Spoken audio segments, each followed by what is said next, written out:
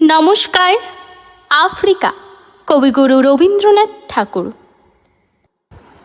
উদ্ভ্রান্ত সেই আদিম যুগে স্রষ্টা যখন নিজের প্রতি অসন্তোষে নতুন সৃষ্টিকে বারবার করছিলেন বিধ্বস্ত, তার সেই অধৈর্যে ঘন ঘন মাথা নাড়ার দিনে রুদ্র সমুদ্রের বাহু প্রাচী ধরিত্রীর বুকের থেকে ছিনিয়ে নিয়ে গেল তোমাকে। আফ্রিকা, বাঁধলি তোমাকে বনস্পতি নিবিড় পাহারায় কৃপণ আলোর অন্তঃপুরে। সেখানে নিভৃত অবকাশে তুমি সংগ্রহ করছিলে দুর্গমের রহস্য, চিনছিলে জল স্থল আকাশের দুর্বোধ সংকেত। প্রকৃতির দৃষ্টি অতীত জাদু মন্ত্র জাগাচ্ছিল তোমার চেতনাতীত মনে। বিদ্রুপ করছিলে ভীষণকে বিরূপের ছদ্মবেশে, শঙ্কাকে চাচ্ছিলে হার মানাতে।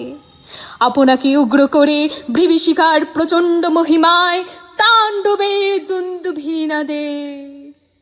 হায় ছায়াবৃতা কালো ঘোমটার নিচে অপরিচিত ছিল তোমার মানব রূপ।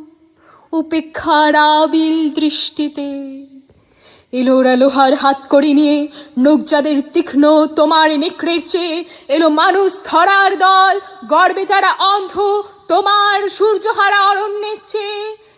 সভ্যের বর্বর লোভ নগ্ন করল আপন নির্লজ্জ অমানুষতা তোমার ভাষাহীন ক্রন্দনে। বাষ্পাকুল অরণ্য পথে পঙ্কিল হলো ধুলি তোমার রক্তে অশ্রুতে মিশে। দস্যু পায়ের কাটা মরা জুতোর তলায় বিভৎস কাদার পিণ্ড চিরচিহ্ন দিয়ে গেল তোমার অপমানিত ইতিহাসে।